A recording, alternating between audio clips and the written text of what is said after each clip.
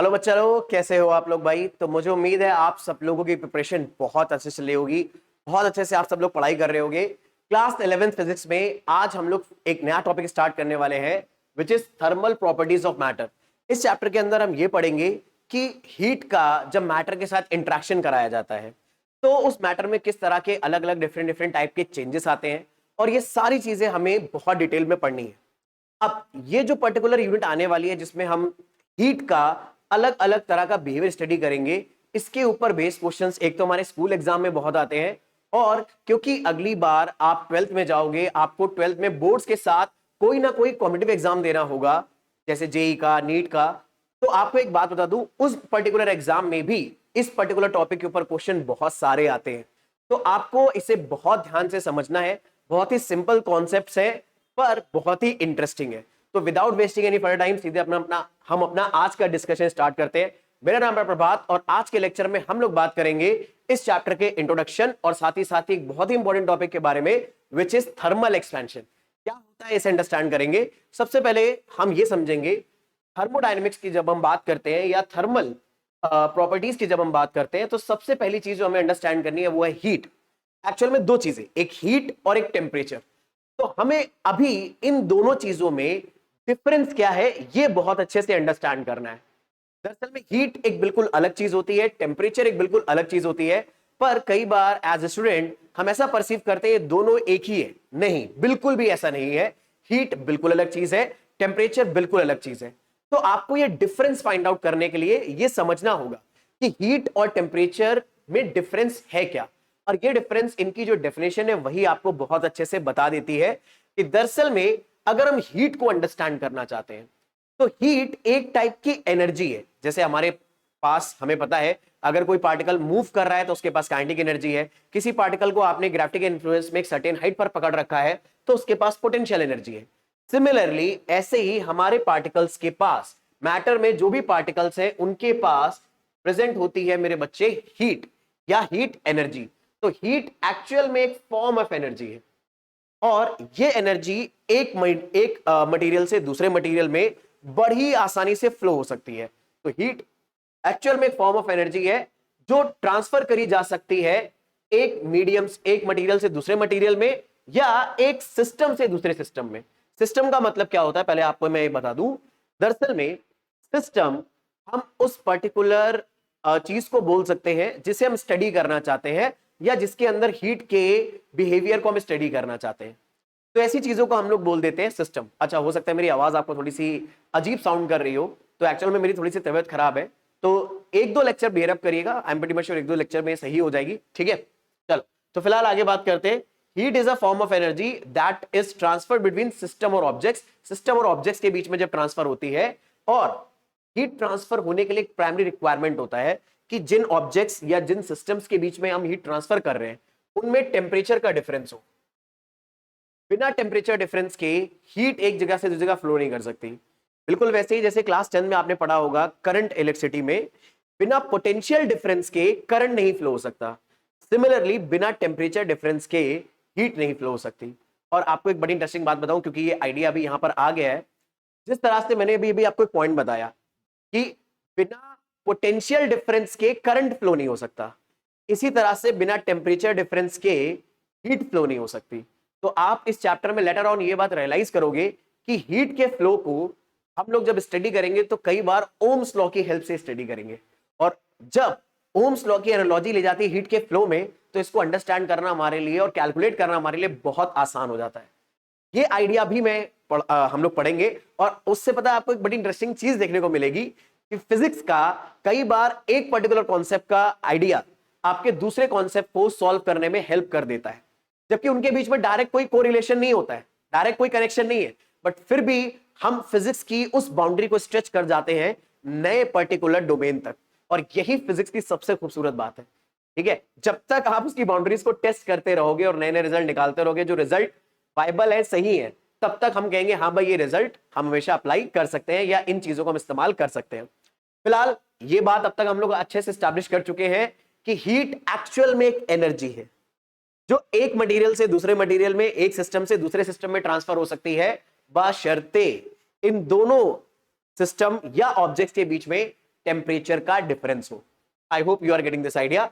और एक और बात, जिस तरह से करंट हाई पोटेंशियल से लो पोटेंशियल फ्लो होता है, इसी तरह से हीट भी हमेशा हाई टेम्परेचर से लो टेम्परेचर पर फ्लो होती है। कभी ऐसा हो ही नहीं सकता कि बिना कोई एक्स्ट्रा वर्क डन करे आप लो टेम्परेचर से हाई टेम्परेचर पे हीट फ्लो करा दो। हीट का नेचुरल फ्लो हमेशा हाई टेम्परेचर से लो टेम्परेचर पर ही रहता है। ठीक है, चलो I hope you are getting this idea. अब सुनना, हीट को हीट एनर्जी भी बोल सकते हैं या थर्मल एनर्जी भी बोल सकते हैं। अब ये वर्ड कहीं पर भी आ जाए, हीट आ जाए वर्ड, थर्मल एनर्जी आ जाए, हीट एनर्जी आ जाए, इन सबका मीनिंग मेरे बच्चे सेम है। तो मुझे उम्मीद है ये बात समझने में आप लोगों को कोई दिक्कत, कोई परेशानी नहीं हो रही होगी। ये आइडिया बड़े फंडामेंटल लेवल पर आपको अच्छे से क्लियर हो रहा होगा। ठीक है, फिलहाल अपने डिस्कशन को आगे बढ़ाते हैं। हमने हीट के बारे में समझ लिया, और देखो हीट के बारे में इतना ही जानना है मेरे बच्चे आपको, हीट एक्चुअल में बस एक टाइप की एनर्जी है। टेम्परेचर क्या चीज होता है उसके बारे में बात करते हैं, ये बड़ा इंटरेस्टिंग चीज है, और ये आइडिया आपको बताएगा why temperature is different from heat. Heat से टेम्परेचर का डिफरेंस क्या है, बहुत ही यूजफुल कमाल की चीज है, तो उसके बारे में बात करते हैं। तो टेम्परेचर समझते हैं एक बात, टेम्परेचर एक फिजिकल क्वांटिटी होती है जो किसी भी ऑब्जेक्ट, किसी भी सिस्टम के हॉटनेस या कोल्डनेस को एक्सप्रेस करती है। कोई सिस्टम, जैसे हमारे सेंसेस किसी चीज को टच करके ये बता सकते हैं ना कि वो हमारे रिस्पेक्ट में हमें हॉट अपीयर हो रही है या कोल्ड अपीयर हो रही है। तो टेम्परेचर को वेगली अगर हमें समझना है तो हम ये बोल सकते हैं कि टेम्परेचर एक ऐसी फिजिकल क्वांटिटी है जो हमें ये बताता है कि कोई सिस्टम, कोई ऑब्जेक्ट कितना हॉट है या कितना कोल्ड है। बिल्कुल वैसे ही जैसे लेंथ या मीटर हमें क्या बताता है कि एक ऑब्जेक्ट कितना ज्यादा लेंथी है, उसमें कितने सारे एटम्स या कितने सारे मॉलिक्यूल्स आपस में एक सीक्वेंस में कनेक्टेड है। I hope you are getting this idea, मतलब एक एनालॉजी देने की मैं कोशिश कर रहा हूं। तो टेम्परेचर मोटा मोटी तौर पे बताता ये है कि एक ऑब्जेक्ट कितना हॉट या कितना कोल्ड है।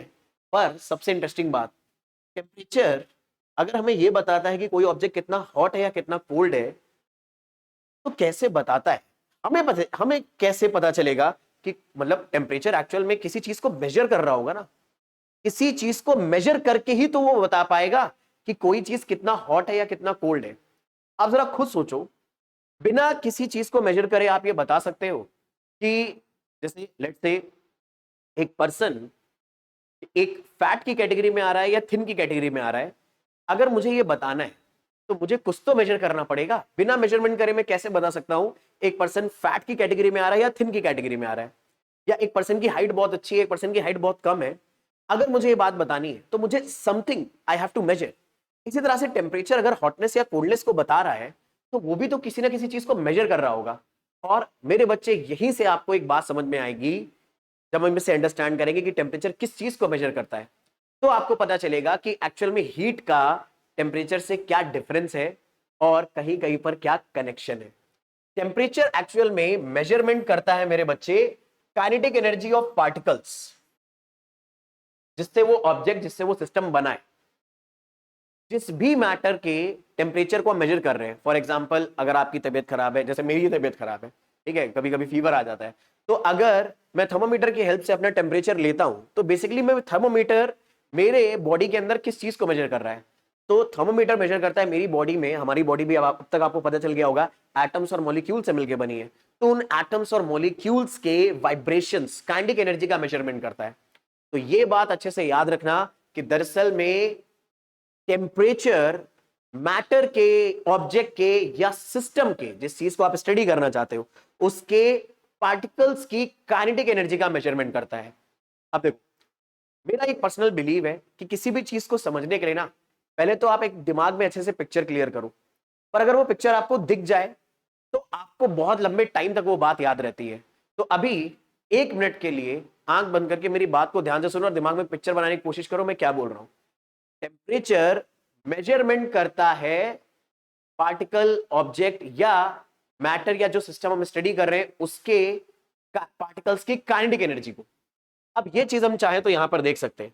अच्छा सुनना, काइनेटिक एनर्जी इतनी ज्यादा होती है ना, टेम्परेचर भी इतना ज्यादा आएगा।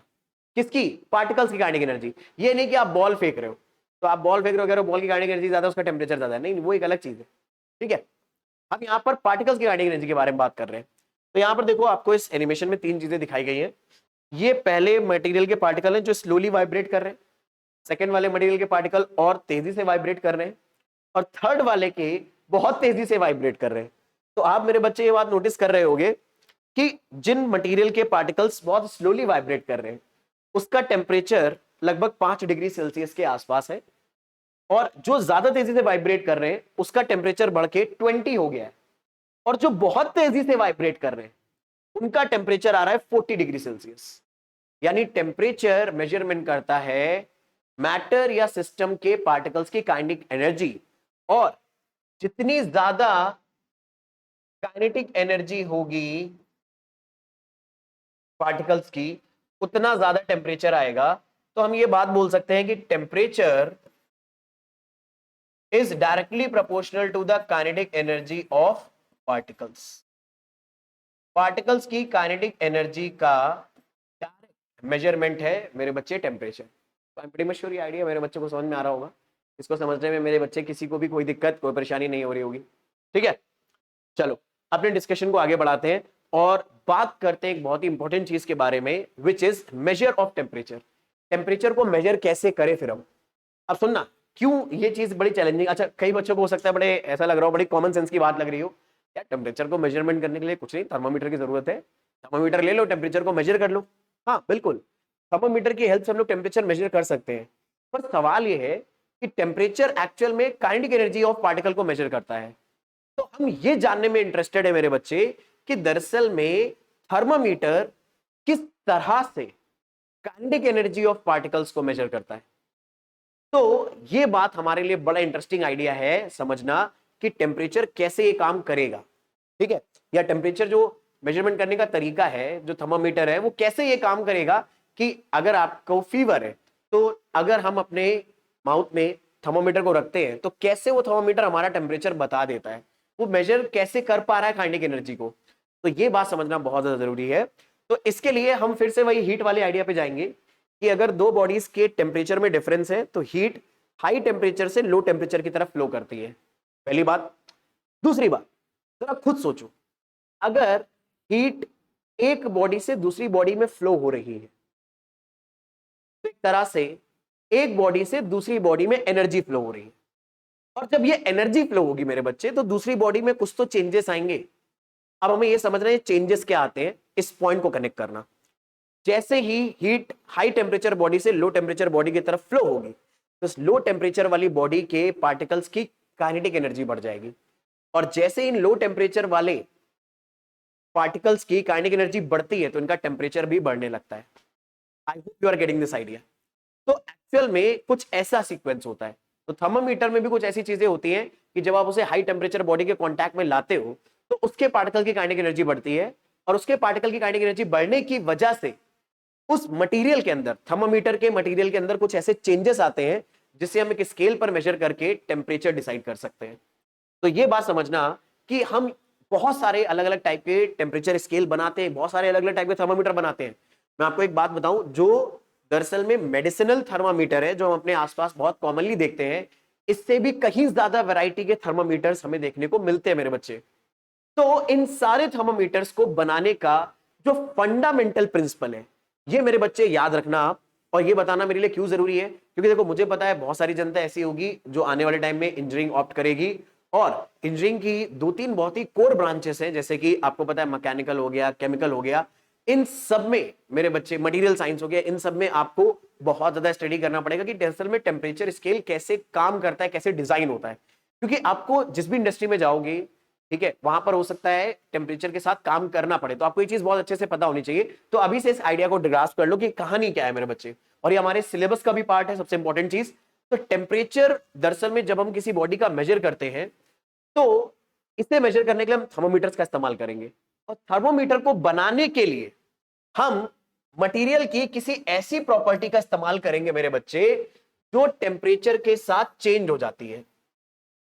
जैसे आपको ये तो अब तक बड़े अच्छे से पता होगा कि अगर मैं आयरन के एक रॉड को हीट करूं यानी उसका टेम्परेचर बढ़ाऊं तो वो लेंदी हो जाती है। ऐसे ही अगर लिक्विड को एक पर्टिकुलर ट्यूब के अंदर में रखकर हीट करूं तो वो उसके अंदर एक्सपैंड हो जाएगा। ठीक है, गैस का अगर टेम्परेचर बढ़ाया जाए तो वो भी एक्सपैंड होती है।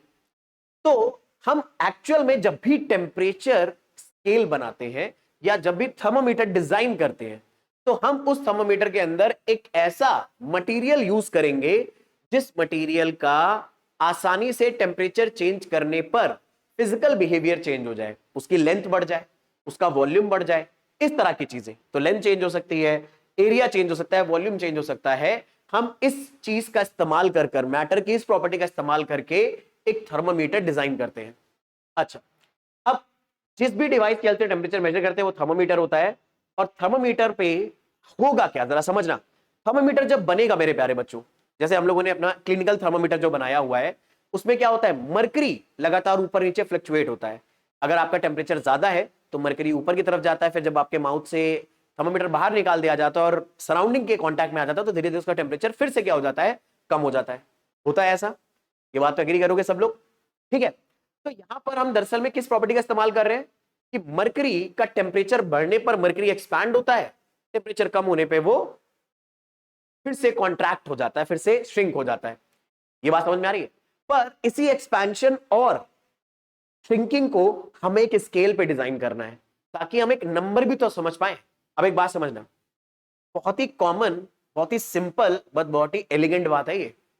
कई बार बच्चे इस चीज की अहमियत को समझते नहीं है, पर इंपॉर्टेंट बहुत है। एक बात सोचो, जब मरकरी एक्सपैंड होगा क्लिनिकल थर्मामीटर के अंदर, वो अपनी मर्जी से एक्सपैंड होगा, हम उसे कंट्रोल नहीं कर पाएंगे। हम उसे कंट्रोल नहीं कर सकते कि हम उससे बोले कि भैया तुम्हें 38 डिग्री तक ही जाना है, ना ना ना ना, अपनी मर्जी से जाएगा। 38 तक, 40 तक, 45 तक, 47 तक, या फ़ारेनहाइट में है तो 98, 100, 104, इस तरह से। पर मेरे बच्चे, अगर वो अपनी मर्जी से एक्सपैंड हो रहा है और हम उसे कंट्रोल नहीं कर सकते कि उसे यहां तक भेजे, तो ये स्केल भी तो हमें डिजाइन करना पड़ेगा कि हम मरकरी कितना ऊपर या कितना नीचे जा रहा है, उससे हमें पता चल पाए कि एग्जैक्टली टेम्परेचर क्या है। तो इसीलिए हमें टेम्परेचर स्केल डिजाइन करने के लिए एक आइडेंटिटी का इस्तेमाल करना होता है, जिस आइडेंटिटी को हम लोग बोलते हैं थर्मोमेट्रिक स्केल आइडेंटिटी। फिर से मैं आपको एक बात बता रहा हूं, ये आइडेंटिटी क्या है, सुनना। दरअसल में टेम्परेचर मेजर करने के लिए, पॉइंट्स को कनेक्ट करो, टेम्परेचर मेजर करने के लिए हमें थर्मोमीटर्स बनाने की जरूरत है। पहली बात, थर्मोमीटर बनाने के लिए हम दरअसल में किसी ऐसे मटेरियल का इस्तेमाल करेंगे जिसकी कोई प्रॉपर्टी, जैसे उसका लेंथ, उसका एरिया या उसका वॉल्यूम टेम्परेचर चेंज होने के साथ चेंज हो। जैसे मरकरी एक मेटल है पर लिक्विड है, इसका टेम्परेचर अगर चेंज होगा तो आसानी से इसके वॉल्यूम में एक्सपेंशन होगा। ठीक है, तो हमने मरकरी को क्लिनिकल थर्मामीटर या थर्मोमीटर्स बनाने के लिए इस्तेमाल करा। दूसरी बात, तीसरी बात, मरकरी अपनी मर्जी से एक्सपैंड होता है। ठीक है, मरकरी मेरे बच्चे अपनी मर्जी से एक्सपैंड होता है। तो जब वो थर्मोमीटर के अंदर अपनी मर्जी से एक्सपैंड कर रहा होगा तो हमें उसके ऊपर स्केल भी तो डिजाइन करना होगा। ठीक है, और समझदार बच्चे समझ गए होंगे, मेरे ऐसे उंगली पकड़ के रखी हुई है। ठीक है, कि हम लोगों को हम लोग को स्केल डिजाइन करना है मेरे बच्चे। वो स्केल डिजाइन करने के लिए हमें एक आइडेंटिटी का इस्तेमाल करना पड़ता है। That identity is called thermometric scale identity. और मैं आपको बताऊं, आपको पूरी फ्रीडम है कि आप कोई नया टेम्परेचर स्केल खुद भी बना सकते हो, बशर्ते वो इफेक्टिव हो, काम करे उन चीजों से बेटर जो अभी तक हमने डिस्कवर करके रखी हुई है। ठीक है, अदरवाइज अगर आपके पर्टिकुलर इन्वेंशन को काम वैसे ही करना है जैसे अभी सारे इन्वेंशन कर रहे हैं, वो कुछ और एक्स्ट्रा नहीं कर पा रहा, कुछ और बेनिफिट नहीं दे पा रहा, तो I am pretty much sure उस इन्वेंशन को अभी लाने का कोई खास बेनिफिट नहीं है। पर इंपॉर्टेंट बात, टेम्परेचर स्केल आप भी डिजाइन कर सकते हो अपनी मर्जी से, थर्मोमीटर आप भी डिजाइन कर सकते हो, मरकरी के अलावा कोई और मटेरियल इस्तेमाल कर सकते हैं, एंड सो ऑन। पर जब भी आप टेम्परेचर स्केल, थर्मोमीटर की स्केल डिजाइन करोगे कि आपके स्केल पर रीडिंग क्या आने वाली है, कैसे उसे रीड करा जाएगा, तो everyone should have follow thermometric scale identity. और थर्मोमेट्रिक स्केल आइडेंटिटी को डिजाइन करने के लिए, पकड़ने के लिए हमें क्या करना पड़ता है, हमें दरअसल में दो पॉइंट्स को फिक्स करना होता है। एक पॉइंट होता है स्टीम पॉइंट और एक होता है आइस पॉइंट। आइस पॉइंट वो पॉइंट होगा जिसमें आपके टेम्परेचर स्केल पर, आप जिस स्केल में मेजर करना चाहते हो, उस टेम्परेचर स्केल पर वाटर फ्रीज किस पॉइंट पे हो रहा है। ठीक है, आप उसे 10 पे फ्रीज कराना चाहते हो 10 पे करा दो, 0 पे कराना चाहते हो 0 पे करा दो, 32 पे कराना चाहते हो 32 पे करा दो। वाटर किस पॉइंट पे फ्रीज हो रहा है उसे बोलेंगे आइस पॉइंट, और वाटर आपके टेम्परेचर स्केल में जिस पॉइंट पे वेपराइज हो रहा है उसे बोल देंगे स्टीम पॉइंट। और फिर हम इस पर्टिकुलर आइडेंटिटी का इस्तेमाल करेंगे कि हमारे टेम्परेचर स्केल में जो टेम्परेचर रीडिंग आ रही है, minus ice point divided by steam point minus ice point, ये कांस्टेंट के बराबर आना चाहिए। और इसी आइडेंटिटी का इस्तेमाल करके हम एक टेम्परेचर स्केल को दूसरे टेम्परेचर स्केल में कन्वर्ट करते हैं। कहने का मतलब है सेल्सियस को फ़ारेनहाइट में कन्वर्ट करते हैं, फ़ारेनहाइट को सेल्सियस में कन्वर्ट करते हैं, और इन सबके बीच में हम रिलेशन बना पाते हैं इसी आइडेंटिटी का इस्तेमाल करके। ठीक है, चलो अब देखो ये बात मैंने क्यों बताई है, आपको एक बात समझो। आप लोगों को 9 क्लास से याद होगा सेल्सियस और फ़ारेनहाइट में रिलेशन क्या होता है, C/5 = F-32/9 होता है। पर सेल्सियस और फ़ारेनहाइट करते क्या है, टेम्परेचर ही तो मेजर करते हैं। बिल्कुल वैसे ही जैसे मीटर और किलोमीटर लेंथ मेजर करते हैं। अब मीटर और किलोमीटर के बीच में कन्वर्जन बड़ा सिंपल है। मीटर से किलोमीटर जाना है 10⁻³ से मल्टीप्लाई कर दो या 1000 से डिवाइड कर दो। किलोमीटर से मीटर में आना है तो 1000 से आप मल्टीप्लाई कर दो, है ना। ये बात सबको पता है, एवरीवन नोज दैट। अब इतना सिंपल सा रिलेशन यहां क्यों नहीं होता, क्योंकि यहां पर एक्चुअल में हमेशा ये आइडेंटिटी फॉलो होगी जिसमें कोई चीज माइनस हो रही है, कुछ चीज डिवाइड हो रही है, इसीलिए इतना अजीबोगरीब रिलेशन हमें देखने को मिलता है। और इसके अजीबोगरीब रिलेशन मिलने के पीछे एक और रीजन है कि जब हम लोग, मेरे बच्चे, कोई भी टेम्परेचर स्केल बनाते हैं तो उसका स्टीम पॉइंट और आइस पॉइंट आपकी मर्जी पे डिपेंड करता है, आप क्या लेना चाहते हो। फ़ारेनहाइट ने अलग लिया हुआ, फ़ारेनहाइट एक बहुत ही कमाल के फिजिसिस्ट थे, उन्होंने बिल्कुल अलग लिया, सेल्सियस ने बिल्कुल अलग लिया, केल्विन ने बिल्कुल अलग लिया। ठीक है, तो ये मेरे बच्चे वो तीनों स्केल्स हैं। इन तीनों स्केल्स के आपको अलग अलग आइस पॉइंट दे रखे हैं, ये सारे आइस पॉइंट हैं जहां पर वाटर फ्रीज होगा। तो मेरी प्यारी जनता ये अब तक तो ये समझ गई है, जहां पर वाटर फ्रीज होगा तो इन सारे पॉइंट्स को हम लोग आइस पॉइंट बोलेंगे। और ये वो सारे पॉइंट है जहां पर वाटर बॉईल होगा, यानी ये हमारा स्टीम पॉइंट है। और आप एक बात नोटिस करो, फ़ारेनहाइट स्केल पर ये दोनों वैल्यू अलग है, ये 32 है और ये 212 है। सेल्सियस स्केल पर रैंडमली हमने 0 और 100 लिया हुआ है, और ऐसे ही केल्विन स्केल पर 273 और 373 लिया है। और डिफरेंस देखो, केल्विन और सेल्सियस में दोनों में ये डिफरेंस 100 है, पर फ़ारेनहाइट स्केल में ये 180 है। तो इसीलिए जब हमें यूनिट कन्वर्जन करना होता है तो बिल्कुल सेम यूनिट कन्वर्जन नहीं हो पाता, कुछ अलग अलग हमें करना पड़ता है।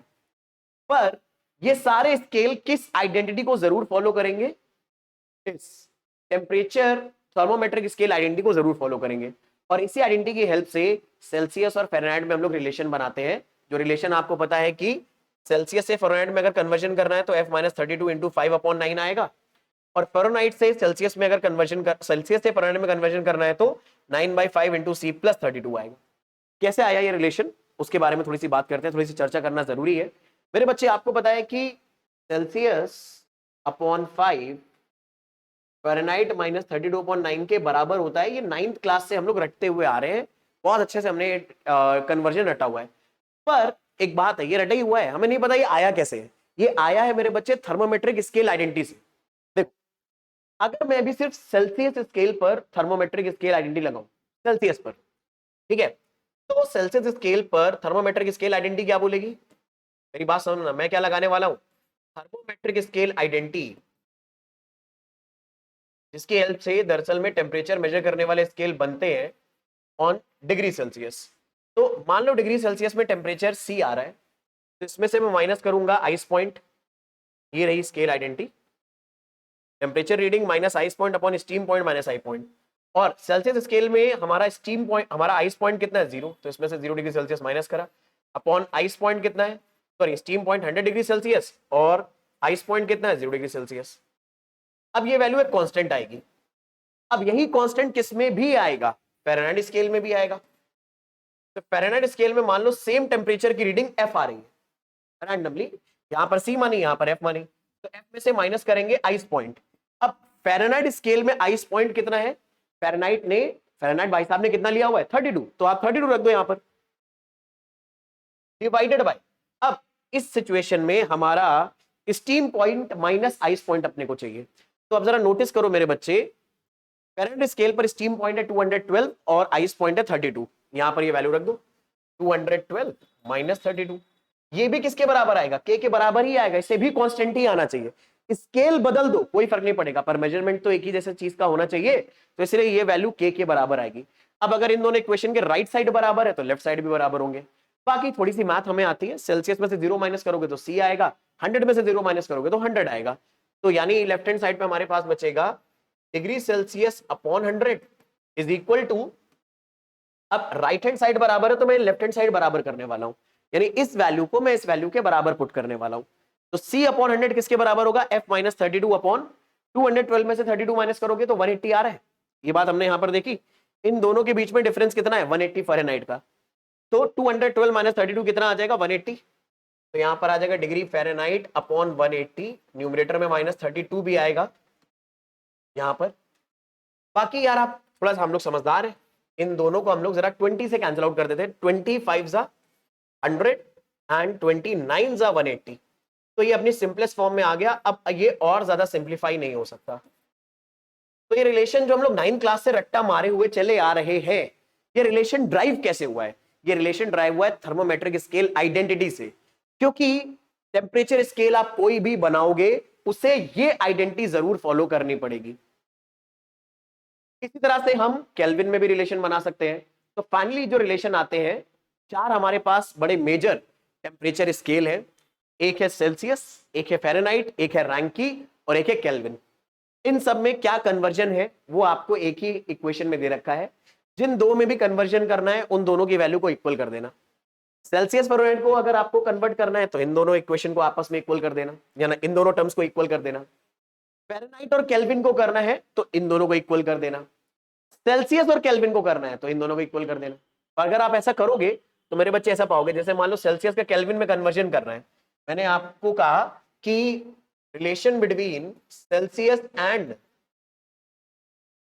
केल्विन। अच्छा एक बात बता दूं, सेल्सियस के साथ डिग्री वर्ड इस्तेमाल होता है पर केल्विन के साथ नहीं होता है।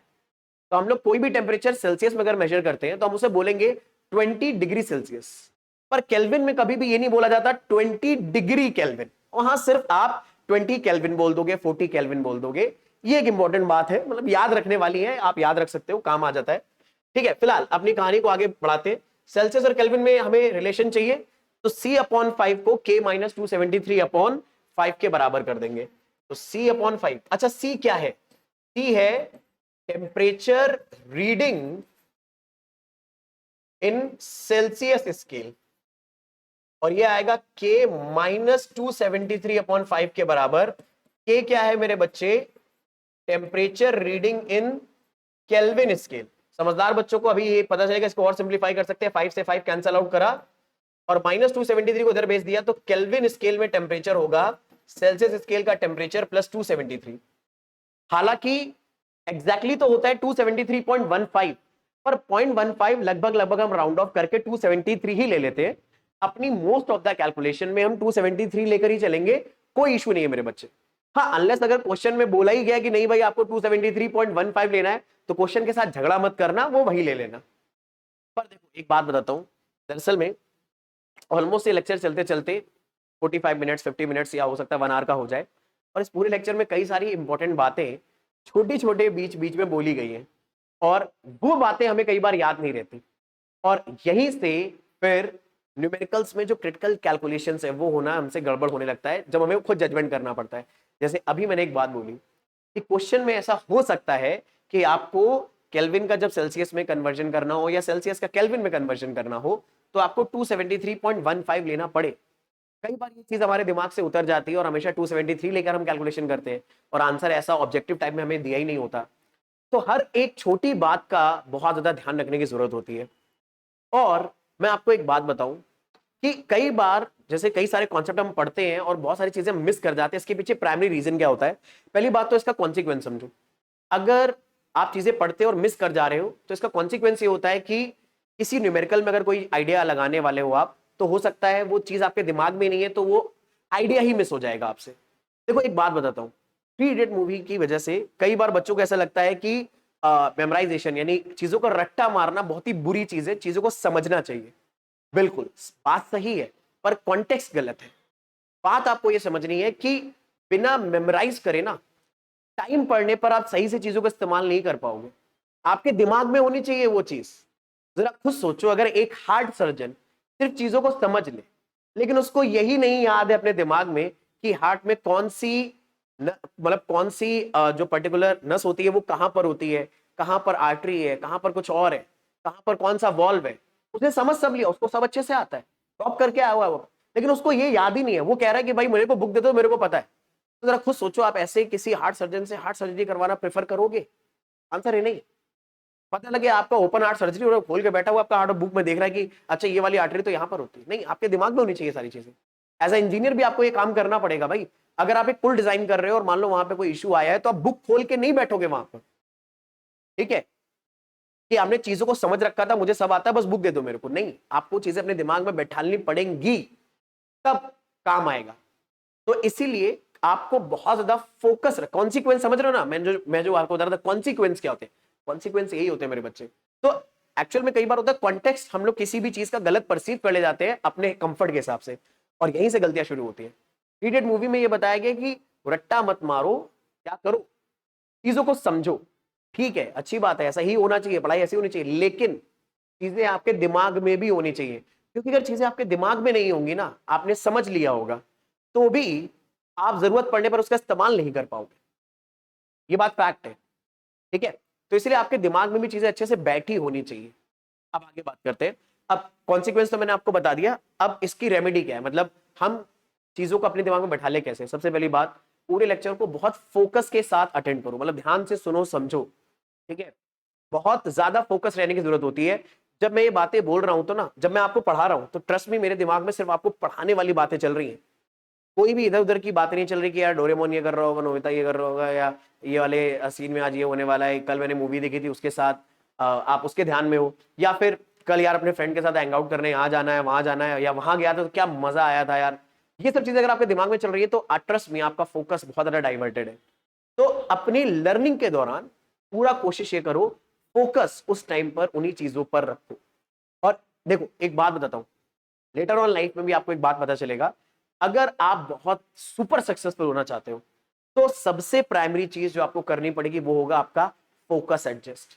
और ये अगर आप अभी क्लास 11 12th में ही करना सीख गए, ट्रस्ट मी, आप अनस्टॉपेबल हो जाओगे और बहुत जल्दी लाइफ में सक्सेस की सीढ़ियां चढ़ने लगोगे। क्योंकि आप किसी भी, मतलब किसी भी मोटिवेशनल गुरु से, किसी भी सक्सेसफुल आदमी से, या किसी भी पर्सन से पूछोगे कि सबसे पहली चीज जो एडजस्ट करनी पड़ सकती है आपको, वो है एडजस्ट योर फोकस। मतलब फोकस आपका बड़ा स्ट्रांग होना चाहिए, वो स्ट्रांग हो गया तो बाकी सारी चीजें धीरे धीरे अपने आप काम करने लग जाती है, ठीक है। और सोचो क्लास 11 12 में चीज कितने अच्छे से डेवलप कर सकते हो आप, ऐसी चीजें पढ़ाई जो इसमें हमारा इंटरेस्ट ही नहीं है बिल्कुल मेरे भाई, अगर हम उस चीज में फोकस बढ़ाने लग गए, मतलब बहुत ही कम ऐसे बच्चे होते हैं, कि ऐसा नहीं कि हर बच्चे का इंटरेस्ट नहीं होता, नहीं, कुछ ऐसे बच्चे होते हैं, मैंने बहुत सारे ऐसे बच्चे पढ़ाए हैं जो भाई पूरे टाइम सिर्फ पढ़ाई के बारे में बातें करते हैं।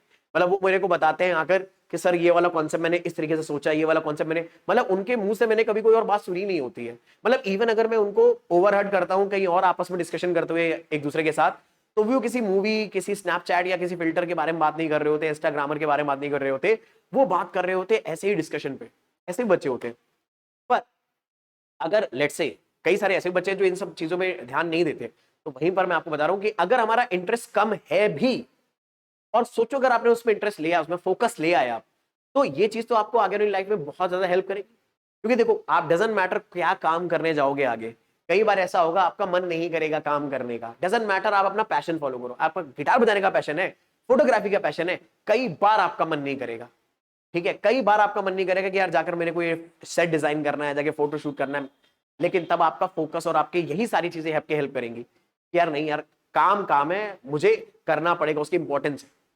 That is why I am saying कि अगर आपने पढ़ाई जैसी चीज में फोकस लाने का हैबिट डाल लिया, तो अगर पैशन को फॉलो करने जाओगे, कुछ भी करने जाओगे, तो पक्का आप उस चीज में और ज्यादा चार चांद लगा दोगे, ठीक है। तो ये मेरा दरअसल में स्टैंड होता है, ये मेरा एक आइडिया है, पढ़ाई को और ज्यादा इंटरेस्टिंग बनाने के लिए आप खुद ये सोच सकते हो, ठीक है। चलो फिलहाल यहां तक के आइडिया समझ में आ गए होंगे कि कैसे हम लोगों को टेम्परेचर स्केल में कन्वर्जन करना है, यहां तक तो इस चीजों को समझने में कोई दिक्कत नहीं आ रही होगी।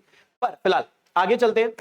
अब हमने अभी तक जो बातें पढ़ी हैं जरा उसके ऊपर देखते हैं कि हमें क्या क्या चीजें समझ में आ गई हैं। जैसे सबसे पहला क्वेश्चन है, आपको इन सारे टेम्परेचर्स को कन्वर्ट करना है एक दूसरे में, 25 डिग्री सेल्सियस को केल्विन में, 120 केल्विन को डिग्री सेल्सियस में, और 4 डिग्री फ़ारेनहाइट को सेल्सियस एंड केल्विन दोनों में। करते हैं एक एक करके, ठीक है। पहले 25 डिग्री सेल्सियस को केल्विन में करते हैं, तो कैसे करेंगे, आइडिया बड़ा सिंपल है, हमें 25 डिग्री सेल्सियस को कन्वर्ट करना है केल्विन में। चलो करते हैं।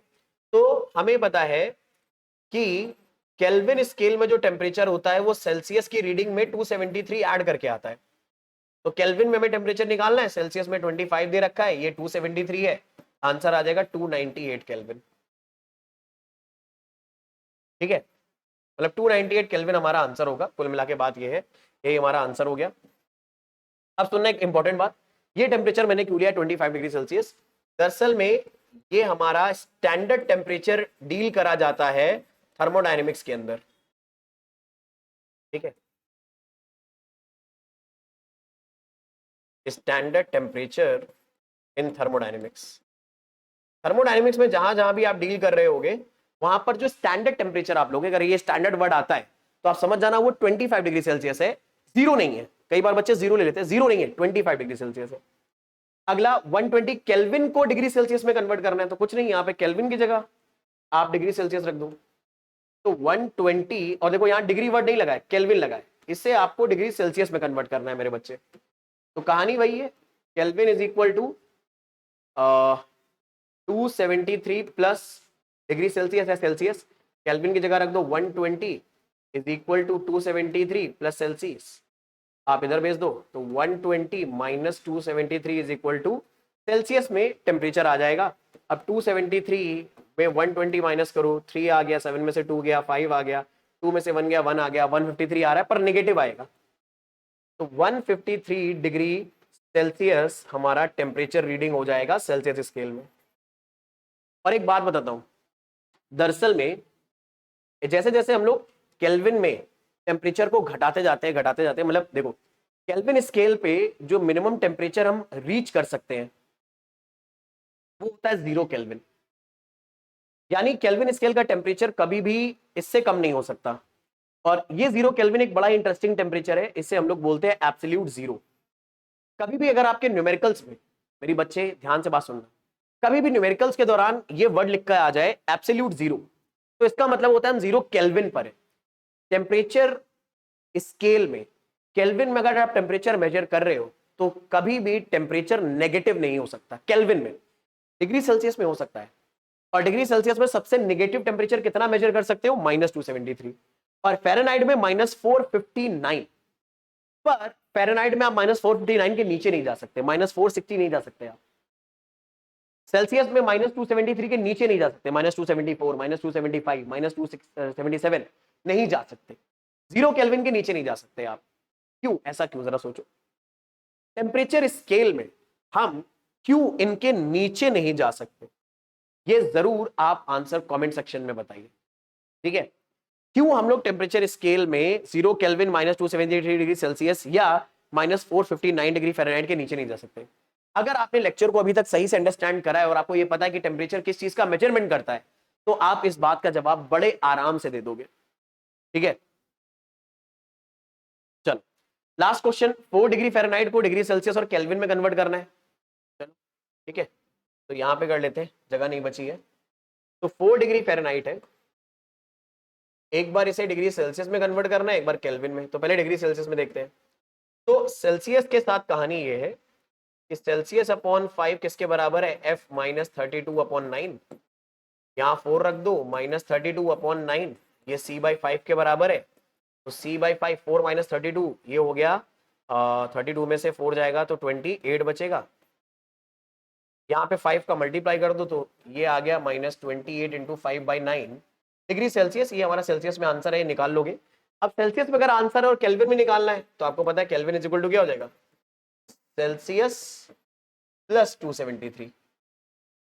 आप सीधे फ़ारेनहाइट को मत कन्वर्ट करो, सेल्सियस में तो निकाल ही चुके हो ना, तो ये तो टेम्परेचर तो सेम ही रहेगा ना, बस उसका रीडिंग अलग दिखाई देगा। जैसे मीटर और किलोमीटर में जब आप कन्वर्जन करते हो तो ऑब्जेक्ट की लेंथ वही रहती है, बस उसकी रीडिंग अलग हो जाती है क्योंकि स्केल अलग है। तो ये हमारा आंसर हो जाएगा। ये कन्वर्जन आपके लिए हलवा है, बड़े आराम से कर लोगे। ठीक है, अब आ जाते हैं एक बहुत ही इंपॉर्टेंट और इंटरेस्टिंग क्वेश्चन पे। आपसे कई बार पूछा जाता है आपके स्कूल एग्जाम में, स्कूल एग्जाम के पॉइंट ऑफ व्यू से इंपॉर्टेंट है, बट हमारे प्रेजेंस ऑफ माइंड के पॉइंट ऑफ व्यू से भी बड़ा इंपॉर्टेंट है, इसलिए क्वेश्चन मैंने यहां पे डाला है। क्वेश्चन कह रहा है व्हाट टेम्परेचर वैल्यू, मतलब टेम्परेचर की क्या वैल्यू आएगी, क्या नंबर आएगा जिसमें डिग्री सेल्सियस और फ़ारेनहाइट इक्वल होंगे, ये आपको कैलकुलेट करना है। तो देखो इसको सॉल्व करने की स्ट्रेटजी क्या होगी, हम लोग ऐसा मान ले कि वो टेम्परेचर वैल्यू x है। ठीक है, तो हम ऐसा मान रहे हैं x is the temperature value, मतलब ये वो नंबर है जिस पर degree Celsius and degree Fahrenheit equal होंगे। Degree Celsius and degree Fahrenheit इन पर इक्वल आने वाले हैं। और अगर डिग्री सेल्सियस डिग्री फ़ारेनहाइट इन पर इक्वल आने वाले, इसका मतलब है इनके बीच में जो कन्वर्जन हम करने वाले हैं वो भी सेम ही, मतलब वो एक्स के अकॉर्डिंग ही आएगा। तो हमें सेल्सियस में और फ़ारेनहाइट में जो कन्वर्जन है वो अच्छे से पता है। सेल्सियस अपॉन 5 फ़ारेनहाइट माइनस 32/9 के बराबर होता है। पर ये दोनों ही टेम्परेचर सेल्सियस और फ़ारेनहाइट में रीडिंग कितनी रीड कर रहे हैं? जैसे होता है ना 20 डिग्री सेल्सियस है, फ़ारेनहाइट में अलग रीडिंग आएगी, ठीक है। 98 फ़ारेनहाइट लगभग लगभग 36 डिग्री सेल्सियस के आसपास होता है, लगभग लगभग। तो ऐसे ये दोनों रीडिंग अब सेम एक्स आने वाली है, तो सी और एफ दोनों की जगह हम लोग क्या रख देंगे मेरे बच्चे? एक्स रख देंगे। तो यहां पर अगर हमने दोनों की जगह एक्स रखा तो x upon 5 is equal to x minus 32/9 आ जाएगा। 9 और 5 का क्रॉस मल्टीप्लाई कर दो तो 9x is equal to 5x, ये आ गया माइनस 32 इंटू 5। 5x को आपने इधर भेज दिया तो 5x सब्ट्रैक्ट हो जाएगा, तो 9 में से 5x गया तो 4x बचा, ये आ गया माइनस 32 इंटू 5। मेरी हैबिट होती है मल्टीप्लिकेशन वगैरह मैं सबसे लास्ट में सॉल्व करता हूँ, क्योंकि मैं वेट करता हूँ कि कहीं कोई चीज कट पिट ना जाए। ये स्ट्रेटजी भी आप सीखिए, एक तरीका है जो आपकी कैलकुलेशन को थोड़ा सा रिड्यूस कर देगा।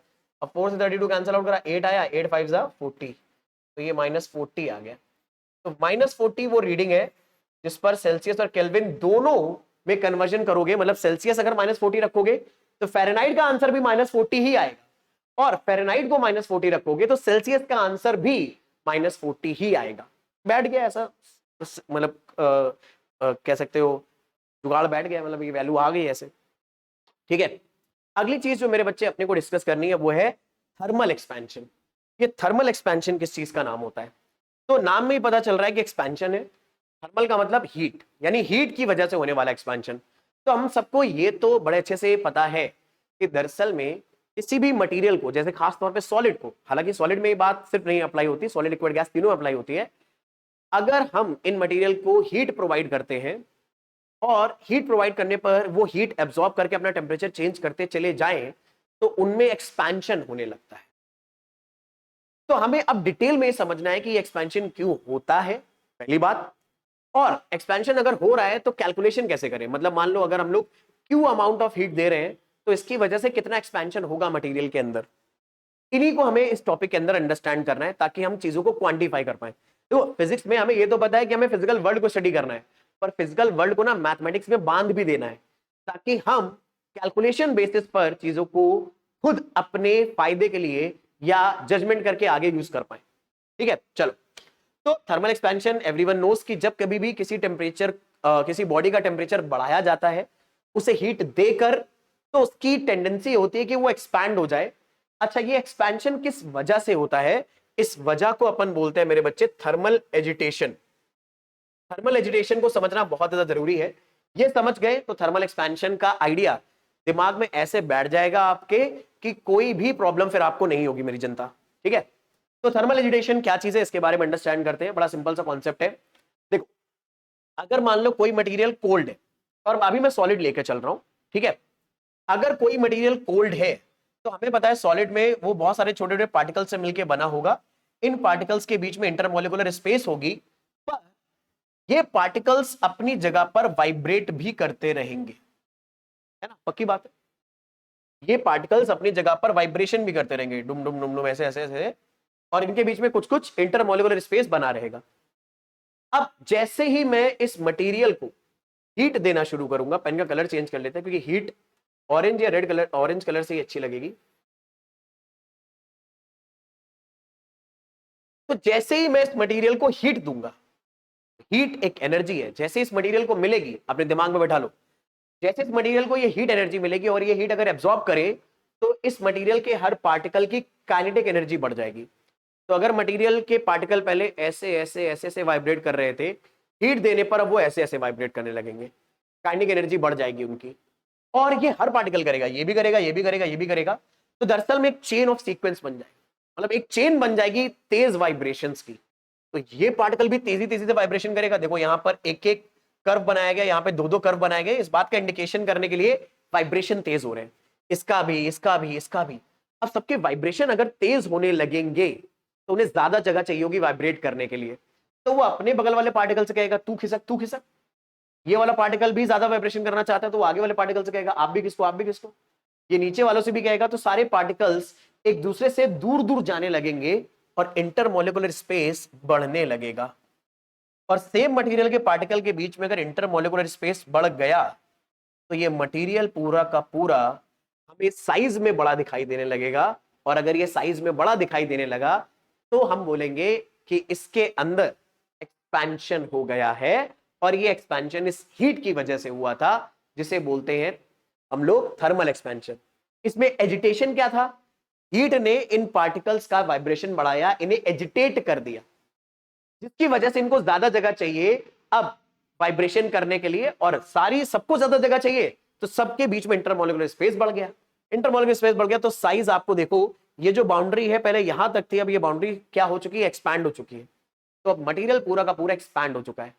तो ये माइक्रोस्कोपिक व्यू होता है किसी भी मटेरियल को हीट करने पर उसमें होने वाले एक्सपेंशन। अभी एक्सपेंशन तीन टाइप के होते हैं, लीनियर, सुपरफिशियल या एरिया, और वॉल्यूम। इन तीनों के बारे में नेक्स्ट क्लास में बात करेंगे, और बहुत ही इंपॉर्टेंट डिस्कशन है इसके ऊपर। क्वेश्चंस एक आध पक्का आपके स्कूल एग्जाम में तो आएगा ही आएगा।